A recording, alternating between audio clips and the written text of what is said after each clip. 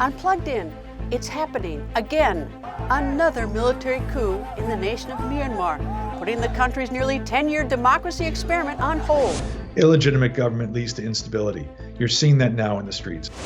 Nobel Peace Laureate Aung San Suu Kyi is detained, along with hundreds of her political allies. The Burmese military should relinquish power they have seized. And what of the Rohingya, massacred and made homeless by Myanmar's military? Unplugged in, Myanmar, democracy in peril. Hello and welcome to Plugged In. I'm Greta Van Susteren, reporting from Washington, D.C. Another setback in Myanmar for democracy with another military coup. On February 1st, the military took control of the Southeast Asian country, declaring a one-year state of emergency. The military claiming the government did not act on claims of voter fraud during November's elections, where results showed an overwhelming win by the party led by Aung San Suu Kyi. She and top officials from the National League for Democracy are under house arrest. This detention putting in jeopardy Myanmar's experiment with democracy that began with Suu Kyi's release from house arrest about 10 years ago. Before that, the country, also known as Burma, was among the world's most repressive. Brutal crackdowns on dissent in 1988 and 2007 marked nearly 50 years under military rule.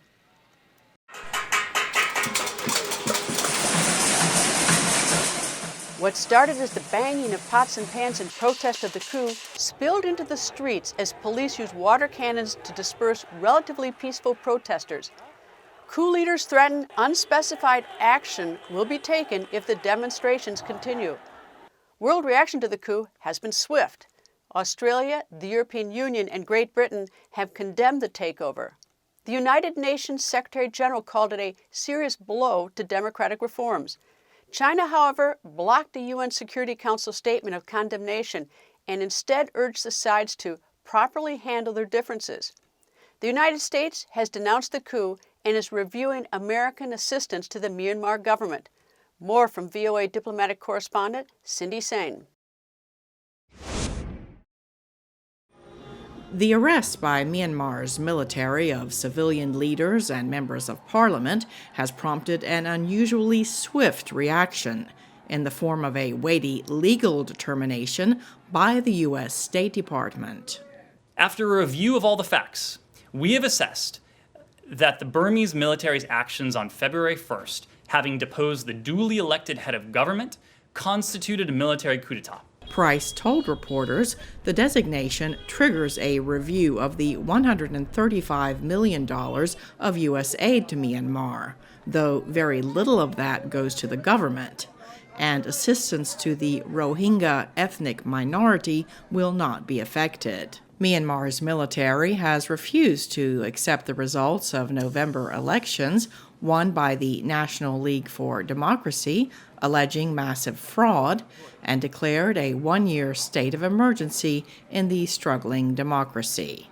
On Capitol Hill, Senate Minority Leader Mitch McConnell praised the Biden administration for consulting congressional leaders on Myanmar and said the country must choose between two paths. It can continue to grow into a modern democratic country connected to the global economy, or remain a corrupt, impoverished, authoritarian backwater in the shadow of the People's Republic of China. Myanmar's military generals need to realize they will face consequences, the UN Special Rapporteur for Myanmar told VOA. But what's important is that these sanctions have some bite, that they are targeted on the generals, that it will make it clear to them that there is a price to pay for their actions. Human rights groups say the same Myanmar generals who have rounded up all of the country's civilian leaders and are cracking down on any form of dissent are also responsible for past atrocities against Rohingyas and other minorities. Cindy Sain, VOA News.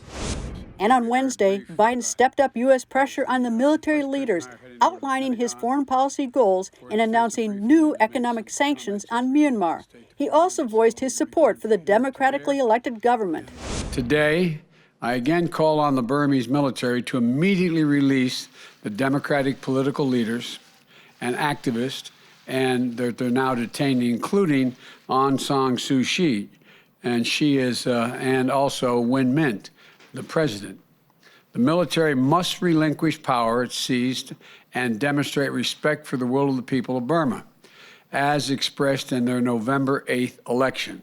The U.S. government is taking steps to prevent the generals from improperly having access to the $1 billion in Burmese government funds held in the United States. A new executive order enabling us to immediately sanction the military leaders who directed the coup, their business interests, as well as close family members. We're freezing U.S. assets that benefit the Burmese government while maintaining our support for health care, civil society groups, and other areas that benefit the people of Burma directly.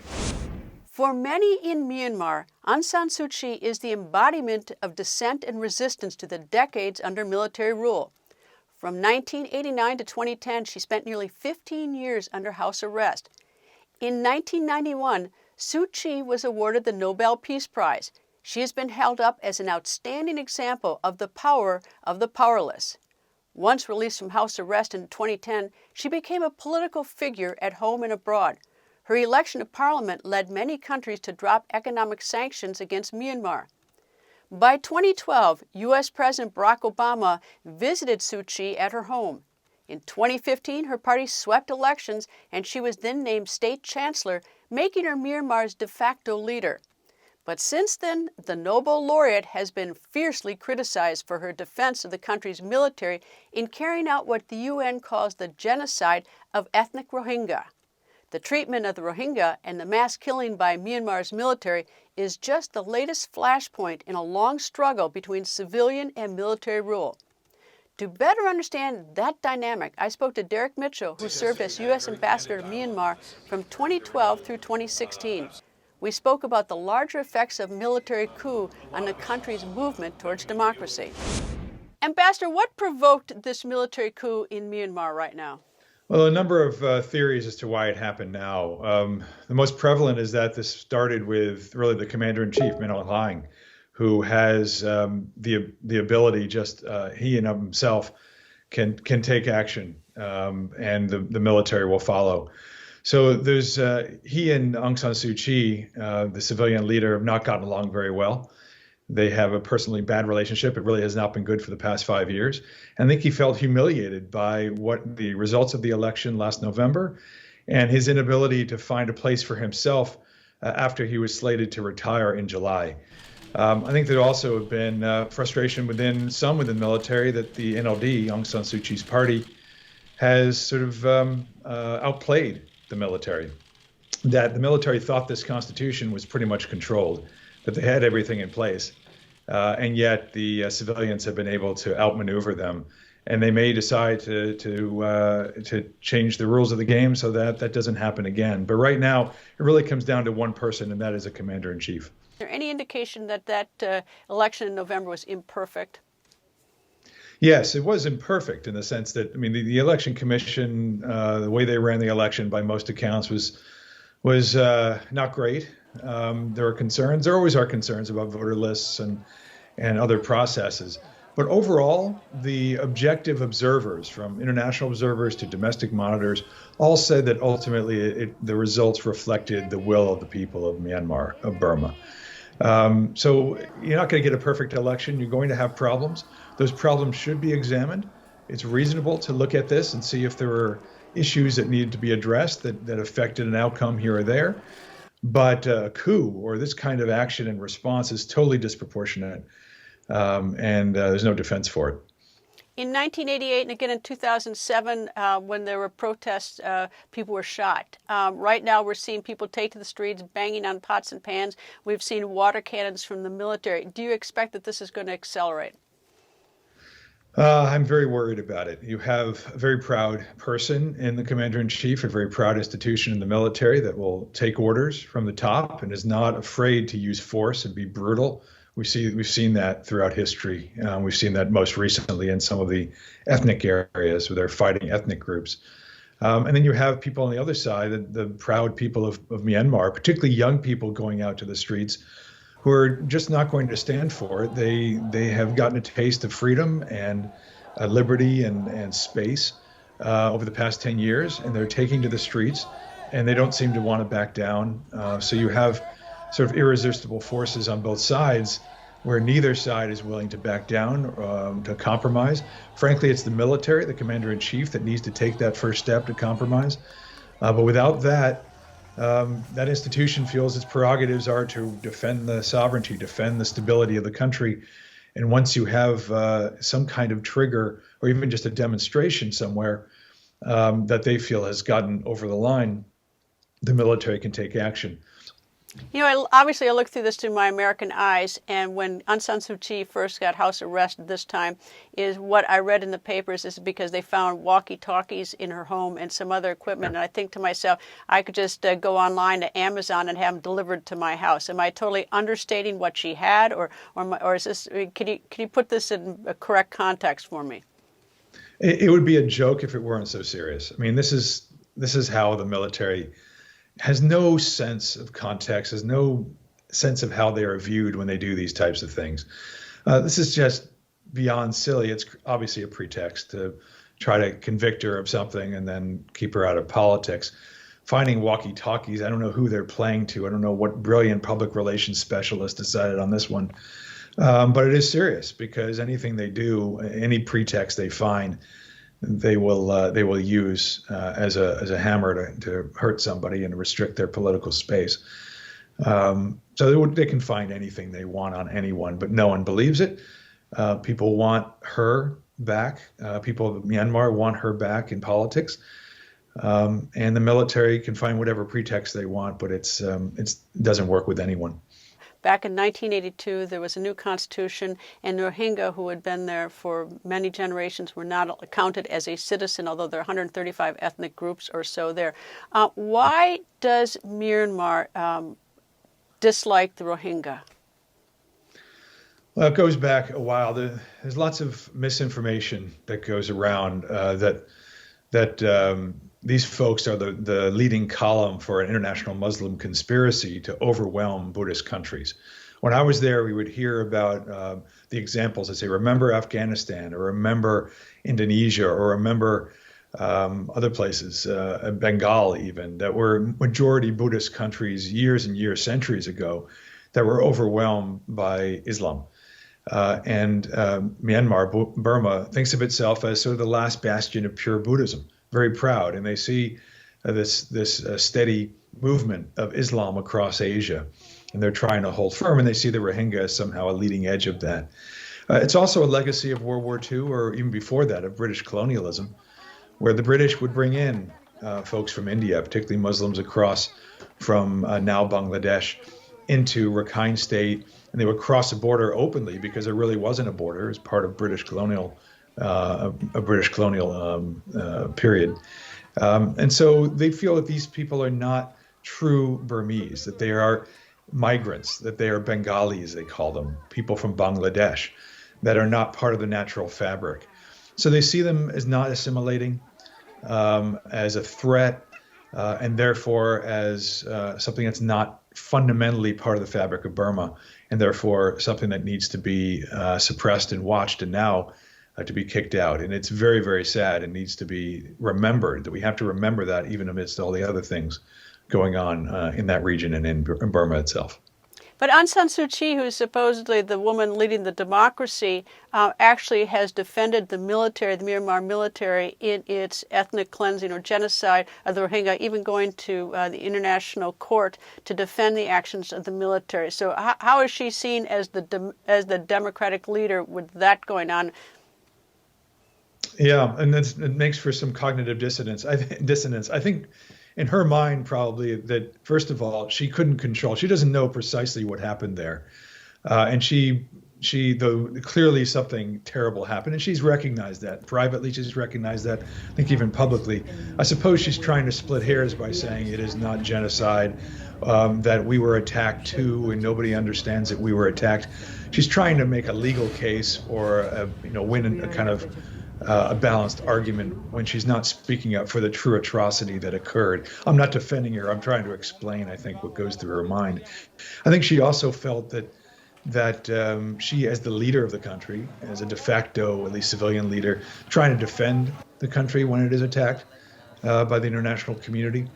But I think, as you say, there's a question I imagine people would have of why do we even defend a country or a person that has defended this atrocity?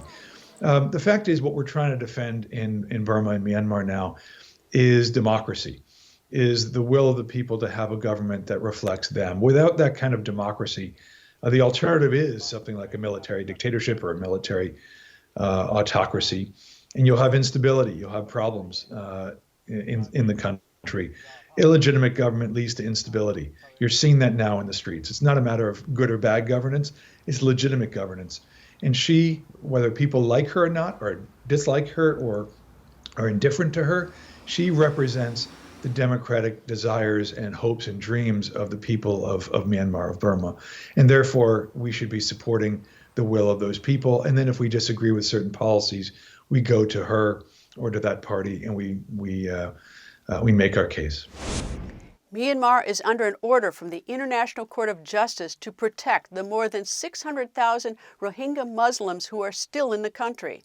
In 2017, Myanmar's military carried out an ethnic cleansing operation, killing an estimated 24,000 Rohingya and forcing another 700,000 to flee to neighboring Bangladesh.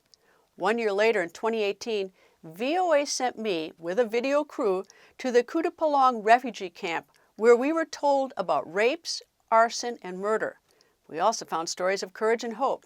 Here's an excerpt from our documentary, Displaced.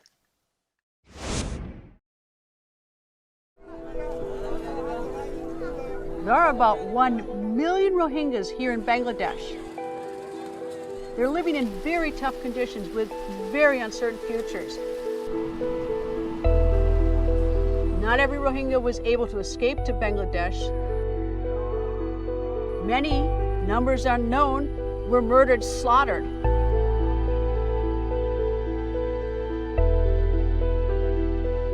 The United Nations has identified these vicious acts as ethnic cleansing. You've heard the phrase, never again. But those words ring hollow here. It has happened again to the Rohingyas.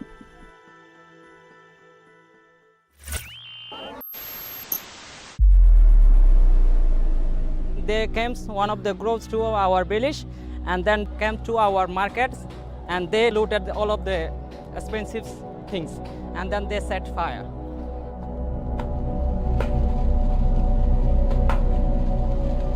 Also they come into our village and shooting the everywhere, just firing like shooting the like this on fire. No meet, no discuss, no question, just shooting. When Mohib Bulla's village was attacked, he traveled for 8 days to reach safety. I have heard that there was killings, shootings, Yes, killings with machete, yeah, rapes of women. yes. Do you know anybody who was killed by machete, shot, or raped? Yeah, a lot of people we know. When they brought in our villages and the market, that time I saw with my own eyes. Did you see anyone killed with your own eyes? Yes, one of my villagers also killed on the way. What, running and got shot? Yeah. Kasim was a school teacher in his home village where he can trace his family history back at least 4 generations. My family is also one of the brothers who were killed by the Burmese government. So you're taking care of your brother's child, Yeah. sister-in-law, your Yeah. brother's wife. Yes. How do you deal with this? I love him very much. No, I am taking care of him. He is my daughter's child. Why do you think that the Myanmar military did this? The government trying the whole country to be Buddhist. So this is a religious dispute. Religious, it is the religious thing. They're trying to be Buddhist country. All will be Buddhist. I heard several stories like this, claiming that the attacks were religiously motivated, Buddhist on Muslim, and calculated to drive out the Rohingya. No government confirms that story, But the Rohingya here believe it.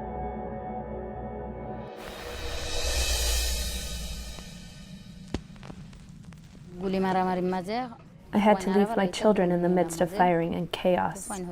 What could I do?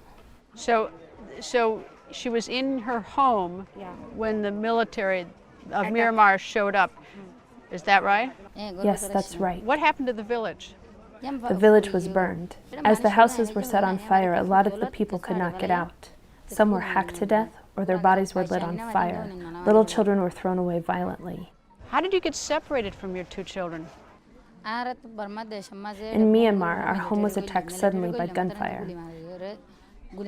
That moment, I escaped through an open door, and I grabbed one of my children who was close to me. Soon I saw my whole house was on fire. I do not know what happened to the others. There was no way to know who was shot or who was butchered. I could not find out. I just can't even imagine how hard this is. I almost don't know what to say to you. I'm at a loss for words. My son was 5. My daughter 7. What's her name, in case anyone is watching? Shahida. And what is your son's name? Mahmoud Hassan.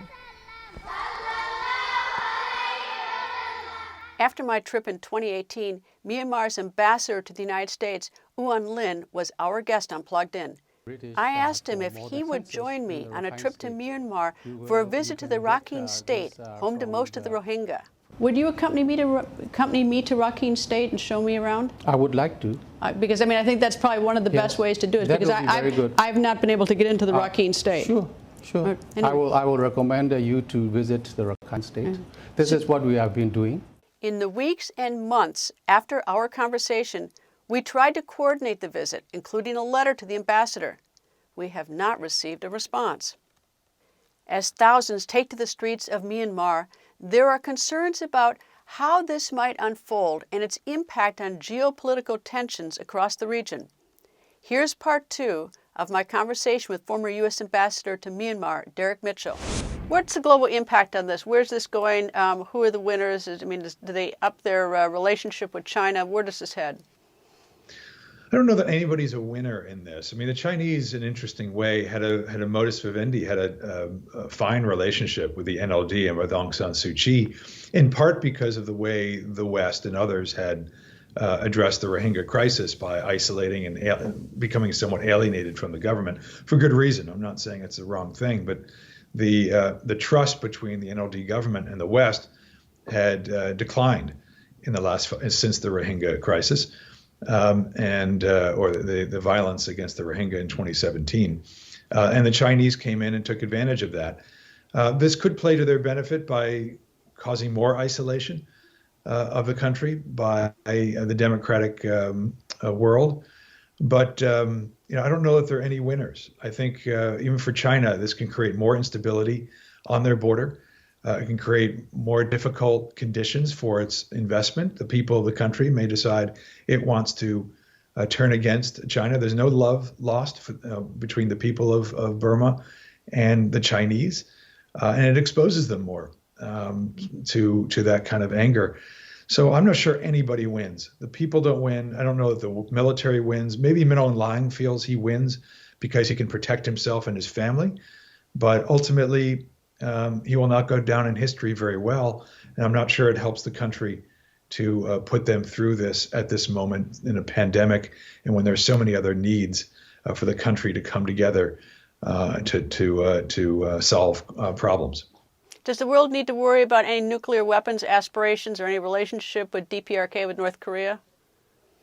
Interesting question. That's something I worked on when I was there quietly, because there was a history of a close relationship between Burma and North Korea, DPRK. There were questions about nuclear capabilities. I know of none. Even then, we didn't see evidence of that. We saw evidence of other things, of other weapons transfers that were contrary to international law. And we tried to shut that down, and we made progress. I haven't been privy to intelligence in the past 5 years to know if that has been revived. But I would be surprised if it had, but I wouldn't be surprised if there was still some contact between the two. I certainly hope not, and that also creates security problems for all of us. Does the Myanmar military have any external financing from any other countries? Well, they get financing. They've been getting financing from the World Bank and IMF and China and others. Yes, they've opened up their economy and sought help from anyone who would help them. And we all had an interest in helping them because, again, this was a democratic moment, a window, first time in 60 years that there was a legitimate government that was the desire of the people, the civilian government. And I think most wanted to see that government succeed and to see Myanmar get back on its feet. It's a very important place and a very important location at the crossroads of East Asia and South Asia, both quite dynamic regions. And yet this place in Myanmar has so much potential, so many natural resources, a remarkable population that has been kept down, but it has sort of the DNA of a highly developed country. So trying to realize its potential would provide yet another engine of growth and prosperity and development in Asia. But again, this coup, I think, sets that back and sets that off course, which makes things quite disappointing. Any thought to why there's such public outrage, even in the media and the government, about the Chinese and their treatment of the Uyghur, yet there has been almost silence as to the treatment by Myanmar military, Myanmar towards the Rohingya? There was a lot of attention to the Rohingya for a while, but it's true, it has sort of fallen into the shadows of late, and that's unfortunate. I hope there's more attention, again, not just to what the military did to them, but also just to these people themselves who need help. They need sustenance, they need hope, they need their dignity and their humanity. But there are sanctions on the military, but I can't say why there's, in any regard, why one issue gets attention over another. I imagine the Uyghurs get attention in part because it's China, and there's a lot of attention to the rise of China. And the fact of Chinese human rights abuses in Hong Kong as well as in Uyghur areas. So they both deserve attention because they're both horrible situations. Look into your imaginary crystal ball. If you and I are having this conversation 6 months from now, what do you think we'd be talking about Myanmar? Oh, goodness. I know what I hope. I don't know what to see. I really do hope, I don't want to anticipate anything. I really do hope the military, beyond the commander-in-chief, but hopefully including the commander-in-chief, have decided they're on the wrong track. At worst, if they continue on this path, they will not get the support of the international community. The people will not accept this. It will hold the country back. It will divide things, and it will not lead to anything good.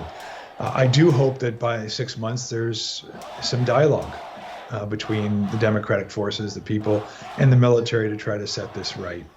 But many people are quite pessimistic that the military, they've said they'll give up. This is only 1 year state of emergency. Very few people believe that. Very few people say they're going to have another election because another election will simply result in the same result that has occurred since 1990. In every credible election, the NLD has won big. The same result, in fact. What happened in November was almost the same result as what happened in 2015, which was the same in 1990. There's a consistency. Will the military allow that to happen again? It's hard to believe that they would do that because they must know they are not popular. They are not wanted in government. They are not wanted in politics. So I very much hope the international community will come together, that maybe they don't do exactly the same things, but there is some cost to what has occurred here, and that the military sees that they're on the wrong track and reverse themselves. Ambassador, thank you very much, sir. Thank you. Thanks for the opportunity. That's all the time we have for now. My thanks to Ambassador Derek Mitchell. Stay up to date at voanews.com and follow me on Twitter @Greta. Thank you for being plugged in.